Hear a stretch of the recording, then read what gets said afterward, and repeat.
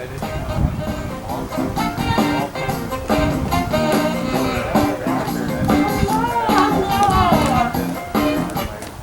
to the Competitive Hunter Game Show.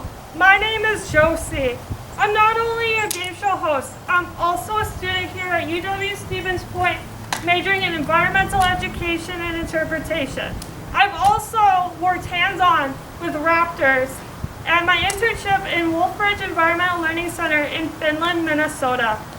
Today we're going to see who is the true ruler of the raptor world. Is it going to be Oscar, our barred owl? Or is it going to be Ruby, our red-tailed hawk? There are games involving eyesight, speed, stealth, and hearing. We'll see who is the true ruler of the raptor world.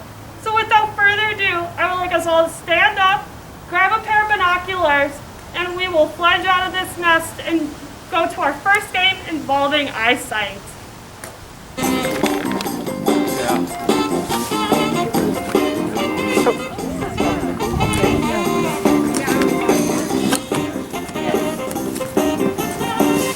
There are some bikers coming, so let's stick to one side. Thank you.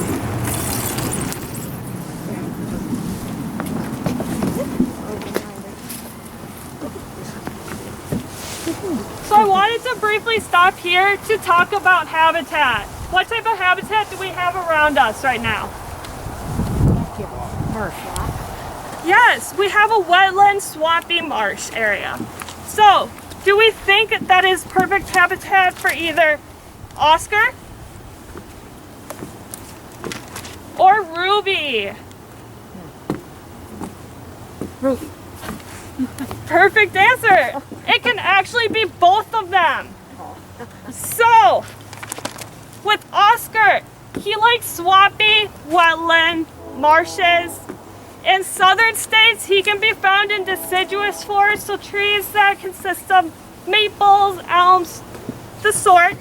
And in northern states, like Wisconsin, they can be found in coniferous forests, which consists of pine trees or any tree that produces a cone. Ruby, on the other hand, can adapt to any and all habitats. So they could adapt to a savanna, a prairie, a desert, even our roadsides. So continue thinking about who of the two have the best eyesight as we get to our first game.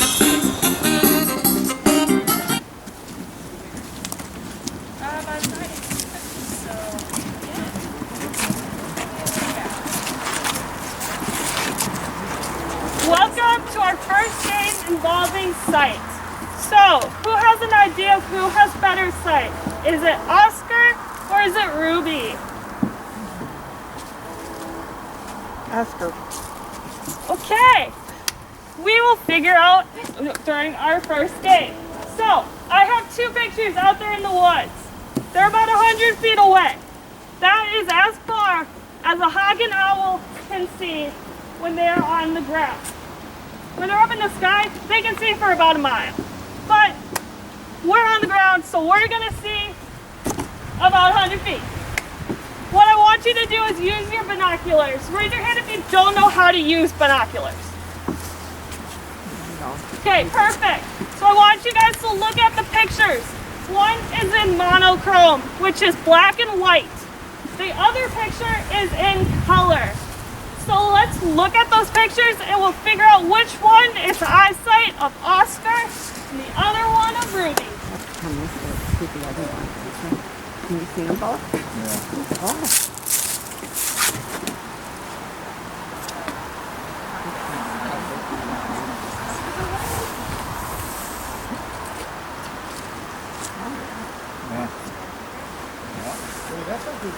That is my job. Everybody wins.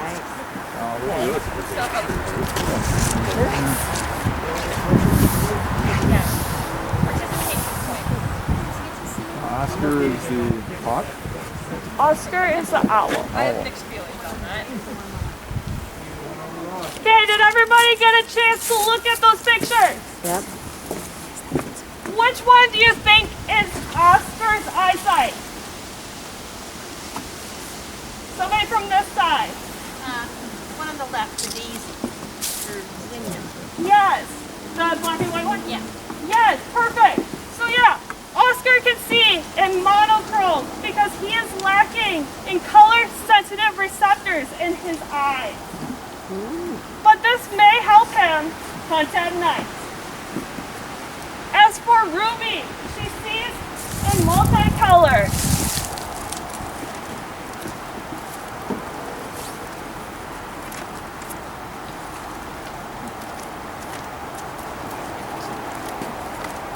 Ruby sees in ultraviolet light.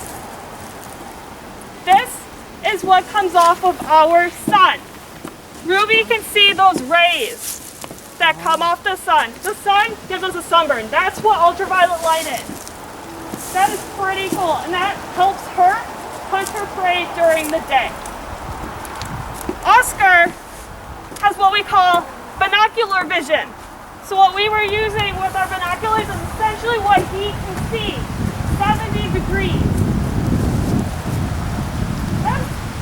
That's pretty cool. Another thing about Oscar is the size of their skull.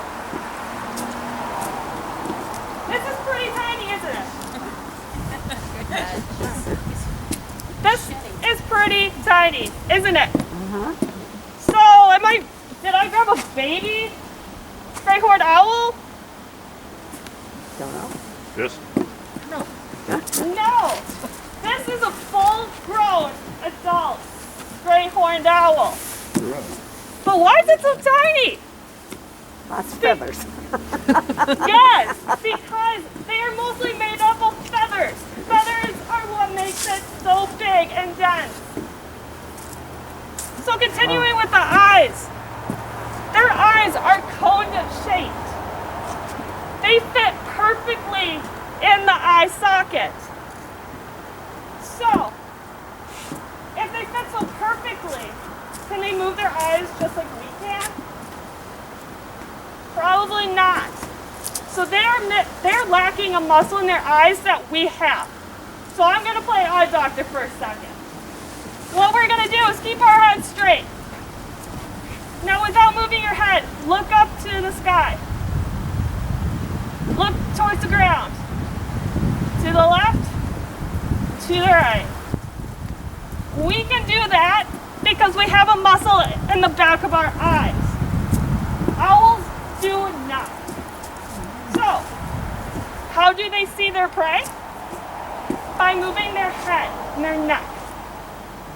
So, we've heard that there's like a theory. People think that owls can turn their heads 360 degrees. No, not quite. So they can turn their head 270 degrees. That's pretty good. That is 3/4 of a circle. So to illustrate that, if I were an owl, and I didn't move my feet, I'm not an owl, so I'm going to move my feet. But if I were looking this direction, I would end up in this direction. That is really cool. Yes. Their eyes are also 3/4 the size of their skull. Oh my That is really large. So to give you an idea of how big that would be, our eye would be the size of a softball. I would be one weird fly-eyed creature if I had the size of a softball. So with all this information, should we give the point to Oscar, our barred owl, or Ruby, our red-tailed hawk?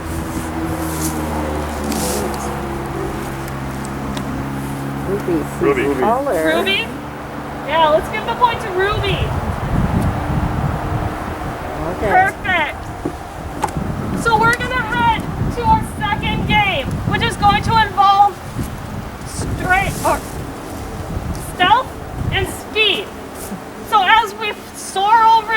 forest. Let's think about who's the fastest and who's the stealthiest.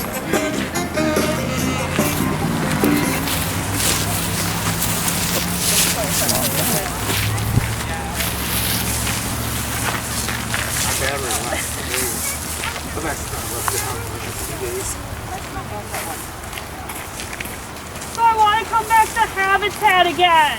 What type of habitat are we in right now? Bird ground? Yeah, that and we have roadside. So, would this be perfect habitat for Oscar, our barred owl, or Ruby, our red-tailed hawk? I heard a Ruby very silently. Yeah, this is a perfect habitat since she can adapt to anything and she loves roadsides. If you look at the freeway, you'll see a lot of them on posts or lights everywhere on our roadsides. So we are going to be crossing the road, so please make sure you look both ways before you cross.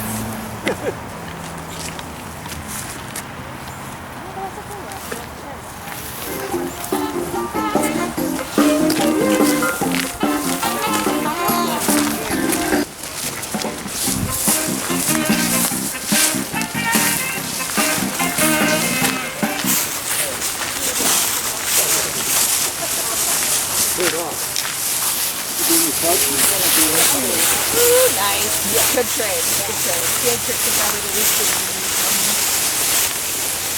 Welcome to our next game involving speed and stealth.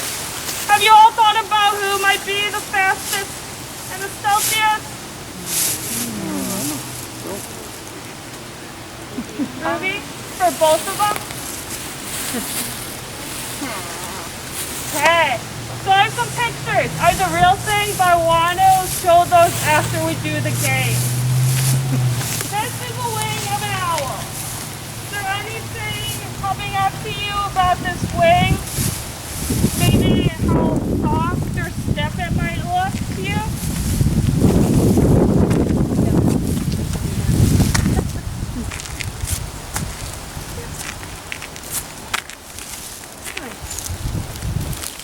And this is a feather of a red-tailed hawk. What do you see characteristic about this one?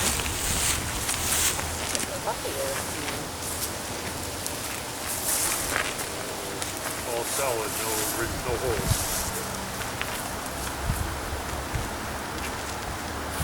Perfect. So, with this next game, you're going to have 2 ropes.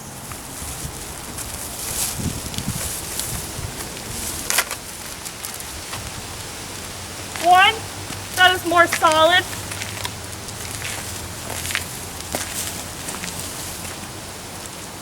And one that is frayed.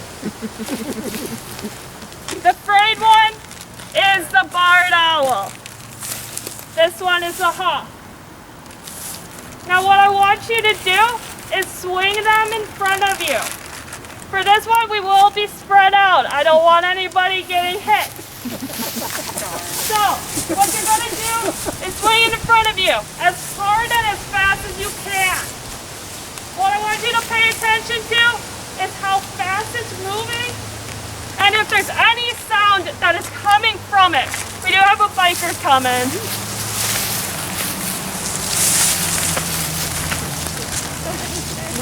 So I will pass out some rope and spread out as much as we can so we don't hit anybody.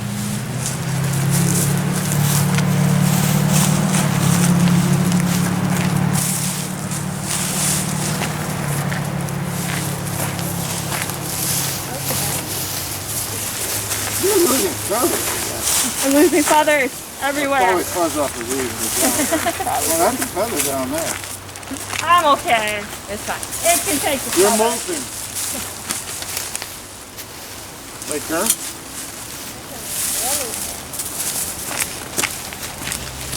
Oh, thank you, Josie. Yeah. Thought you would enjoy. Second time's a charm.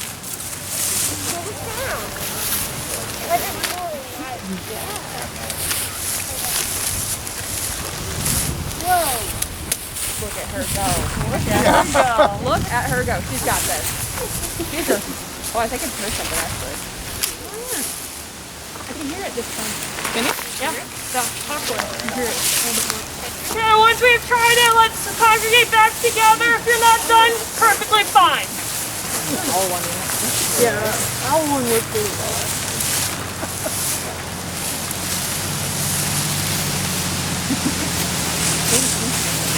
Yeah, she doesn't really sit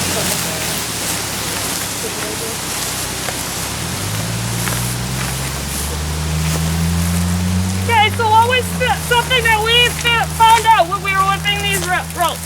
Who was the loudest? Was it the solid rope or was it the frayed? The solid. So I think for the so the silent one you're saying was the frayed rope too then. Silent was frayed. Okay, so I think we'll give a point to Oscar on that one. What about speed? Which one was faster? Was that the solid rope or the frayed rope? Solid. Solid. So I think we'll give a point to Ruby for that one. This is a wing of an owl. If we look at it very closely, it has almost like an eyelash type of ridge around them. This helps with her being silent because the wind, it gets displaced by her wing and it makes her very silent. But that comes as a consequence because that means she is slower. Because she isn't moving that wind and propelling herself too quick. So that's why it makes her more silent. She's more like a silent ninja than anything else. She can easily get her prey pretty quick. Even though she isn't a fast flyer, she can get right on top of her prey.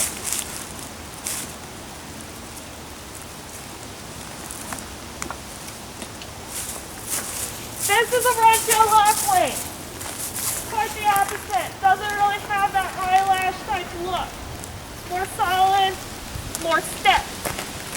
That means she cannot be silent because the wind is hitting her wings, making her very, very loud.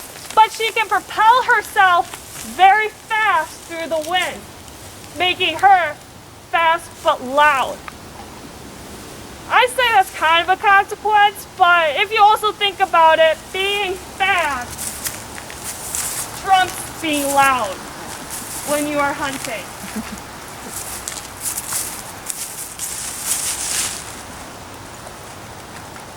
Now when we're talking about hunting, this is a foot of an owl. All raptors have these sharp hooks. They're called talons. These are very, very sharp. You do not want one of these in your arm. I guarantee it. It will hurt. So, when we think about them flying overhead with their prey, do you think that they're going to drop their prey possibly as they're flying? They're not thinking about what's in their feet. So would they drop their prey? Most likely not. No. So, like us, if we have something in our hand, we're eventually going to forget about it.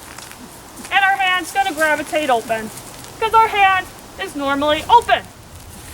The opposite is with raptors. Their talons are naturally closed. The only time they're open is when they're ready to pounce on their prey or they're coming in for a landing. So, they don't have to worry about them flying overhead with their prey and forgetting it's in their talons. Their talons are always going to be closed, so they don't have to worry about losing their food.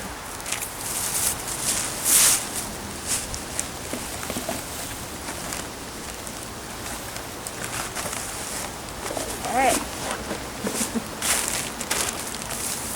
Now we're going to head to our last game. It's going to be involving sound or hearing. as we go over there, I want us to be silent ninjas. Because who knows who is listening for us.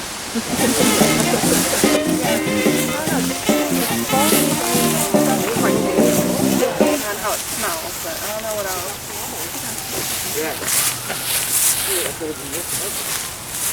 So as we were walking over here, did you think about who might have the better hearing? That is okay, that's why we're here today.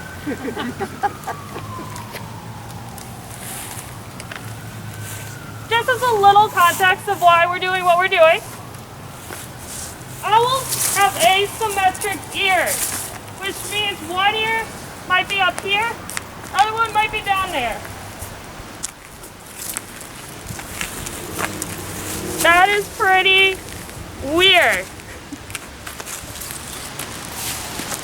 As for hawks, their ears are symmetrical like ours, so even. So this game, it can be pretty loud. So I'm gonna ask us to be really spread out on this one. So can I have a volunteer real quick that I could demonstrate what we're doing? Thank you, Regina. So Regina here is gonna be my hawk. She's gonna have her eyes closed, her head straight. I'm gonna come here with spoons. I'll give you a pair of spoons. But what I'm gonna do is, as her eyes are closed, I'm gonna tap the two spoons together. And it might be right next to her. She has a point next to her. It could be, I could hit them above her. I could hit them down below. I could hit them anywhere around her. And she has to guess where I hit those spoons. Now, if she were the barred owl, her head would be tilted. And you're gonna do the exact same thing. So let's do about 10 rounds each of the hawk and the owl for each person in your group as well.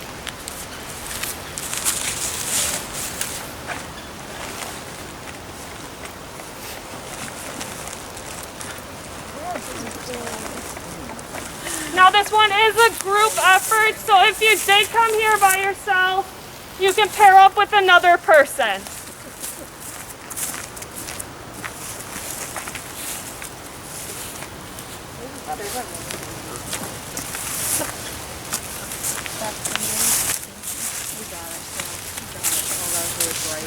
Would you like to play? I'm so blinking in that photo.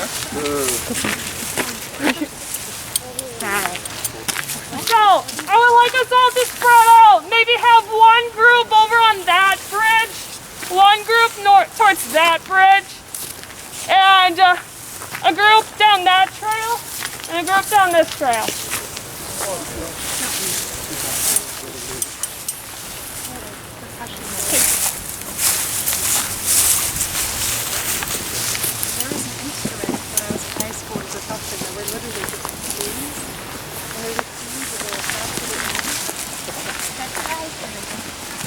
Checking it out, see how this is going.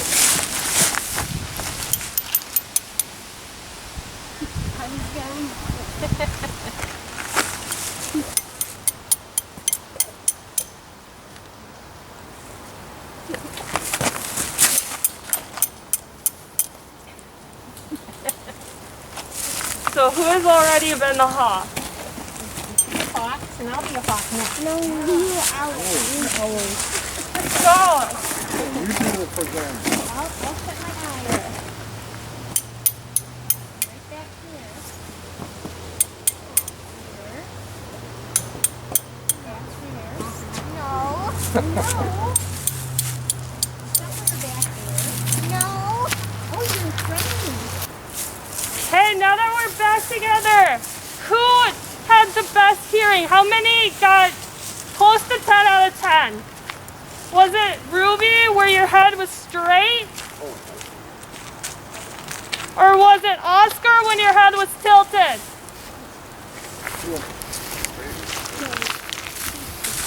Tilted? Perfect. So I think Oscar gets a point for that one. Another thing that helps Oscar with hearing is his facial disc. This facial disc acts kind of like a satellite dish. So it has very stiff feathers that can change shape and change direction to help funnel noises into the ears to decipher which direction sounds are coming from. I think that's pretty cool, considering. So I did want to stick here for a few minutes because we're on the Granite Parkway Trail. This trail is known to have barred owls on it. So I want to try calling out to some and see if we get an answer tonight.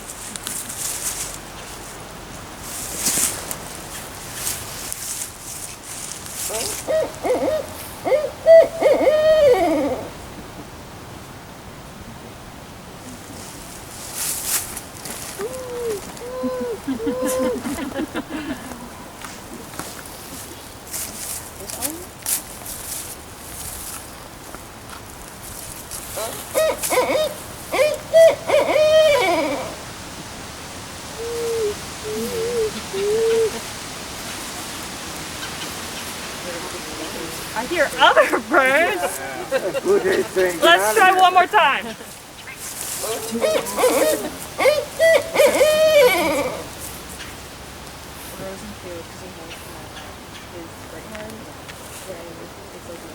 I think Oscar decided to stay back at the amphitheater.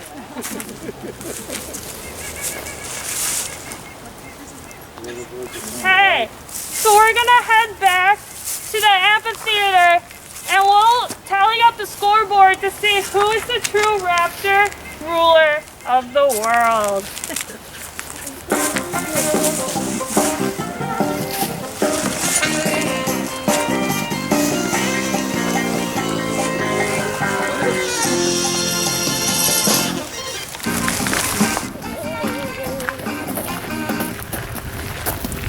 Welcome back to the amphitheater. So, if I could have my scoreboard. Thank you. So looking at our scoreboard, Oscar got some points for hearing and stealth. And Ruby got some points for eyesight and for speed. I don't know any better. I think that's a tie. What? Well, I guess that means they're both the ruler of the raptor world. Yeah, they might still bicker and say that one is the ruler of the raptor world and the other one might say the same thing too, but I think we just settled it. They both are the ruler of the raptor world. Thank you guys so much for coming out tonight. I had so much fun. I hope you guys did too. I do encourage you all, if you are in Shreveport ever, go back to the Granite Parkway Trail. Try calling out to those barn owls. You might actually get a call back from Oscar. We'll see.